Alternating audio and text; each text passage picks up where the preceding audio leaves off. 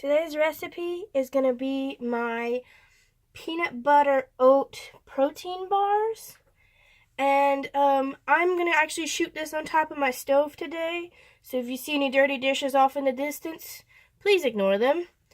I have in this recipe, it's supposed to be a dessert day today because it's Friday. But since we're coming out of the holidays and I did a lot of dessert recipes during the holidays, this is actually going to be more of a dessert, breakfast, snack kind of recipe. Now, I've seen different versions of this recipe for people who want to do protein balls or something with peanut butter. And they're almost always more or less the same. I did not take this recipe from anyone else. I literally just made it up on the fly about 5 minutes ago. Please excuse my cat in the background. And in this recipe we have 1 cup of raw oats. We've got 1/3 of a cup plus 1 tablespoon of trail mix.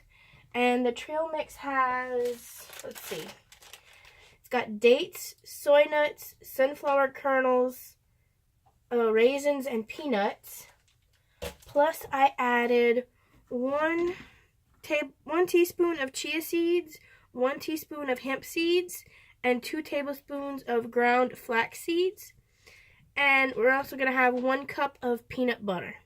Now, if you have a nut allergy, I don't know what other substitute you can use, but if you have a peanut allergy, I know that almond butter does very well with this recipe.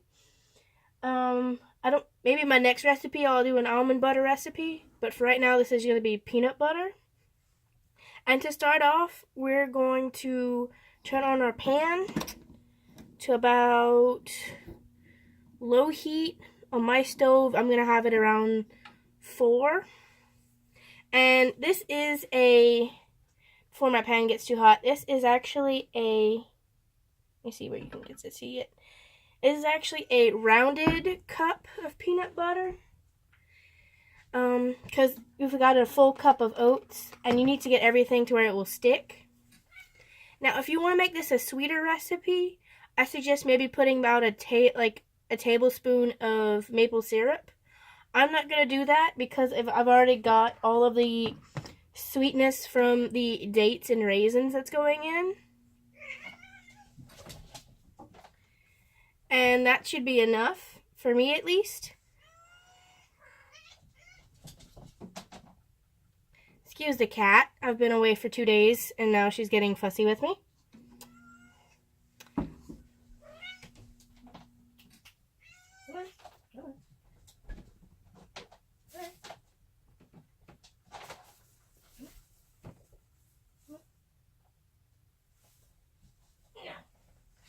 You have a cat, you know there can be like infants.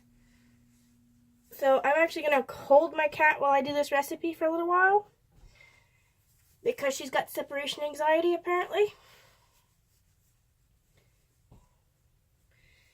And let's see what I can do. I didn't want to make these videos too long, but my cat is being a child, because she is my child. So, there. Let's see. Alright, my pan should be hot now that I've had my drama with my cat happen. And we're going to put in our rounded cup of peanut butter in our nonstick pan.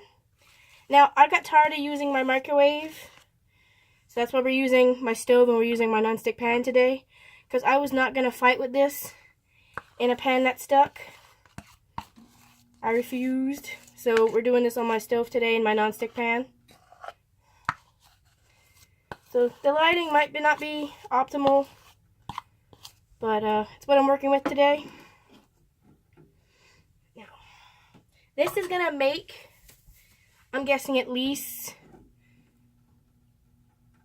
10 small bars or 6 large ones.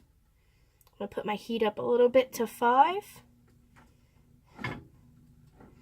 Now, I have an old coil stove. I'm actually not supposed to be using this metal thing, so we're going to get this off of here.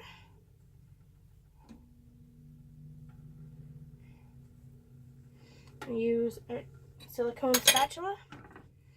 And we're just going to melt our peanut butter down in our pan. Now it's like, I've seen some people use like coconut oil and things, but there's actually, if you get regular just peanut butter, there's oil in it to help it melt. Not most of the time, at least. So I've got a peanut butter that's got a heavy oil content to it, because I've got a cheaper peanut butter that I can get in bulk. Vegan life hack, I guess. And we're going to melt this down in our pan.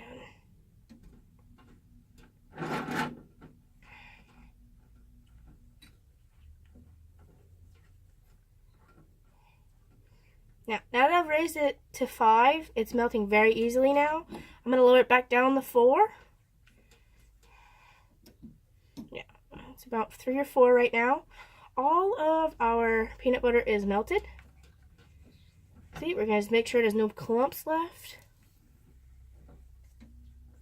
Alright, and now this is where we're going to add our oats, our flaxseed, and our trail mix. But first, before I add that, I'm going to whisk it together a little bit. That's me pulling my whisk out of my basket of utensils. I'm going to whisk this together a little bit before I put it in the pan. Just a little. If you can't see me whisking off camera, I'm sorry. My apartment is very small, so I have the camera at a weird angle today, probably. Alright, I've got all of my trail mix and oats mixed together, and I'm going to put that in my pan. Now, I've just got to mix this all together to where the peanut butter is coating all of the oats and the trail mix and things. And you need to keep your pan on at least low so your peanut butter doesn't completely solidify. It needs to stay liquid so it makes it easier to mix everything in. Now, a really good recipe to add to this, if you wanted to make like a breakfast cereal, you can make chunks of this, but you would toast the oats and you would toast the oats first to make like a oaty breakfast cereal, and then you would add your trail mix and everything else into your cereal later. Now, I'm actually going to turn my pan off. I had it on low for a few seconds to get all this mixed in.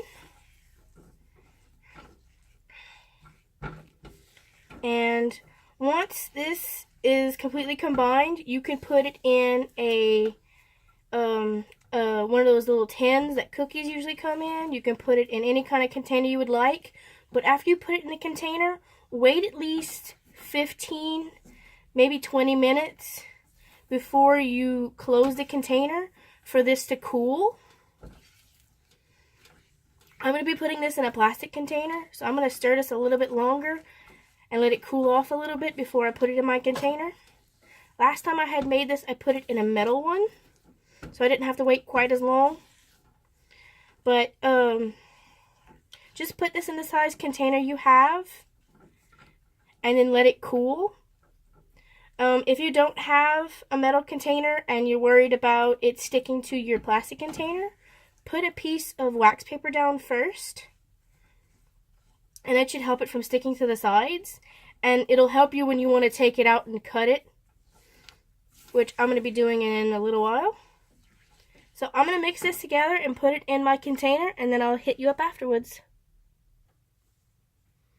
Alright, in here I've made a little small container of it. It's about the size of my hand, to show you what I mean about the wax paper. Now this is a plastic container with wax paper in it, so I'm actually going to leave this for, let's see, 25, maybe 30 minutes to let it cool before I put the top on it and put it in the fridge. These are really good if you put them in the freezer. And they're really good also if you take one of these and you chop it up and you put it on top of your dairy-free ice cream. which my fudge recipe that kind of flopped. That was actually going to be a hard chocolate fudge, but it ended up being more of a spreadable fudge, dippable fudge, really, for ice cream. But this has been my peanut butter protein bars. You can also make balls out of them if you add a little bit more oats. But be careful not to burn yourself when melting the peanut butter. The first 2 times I made this recipe, I did in fact do that. So this is all done. Just let it cool, let it solidify, and then it's ready to serve. Y'all have a nice day. I'll see you next time. Bye.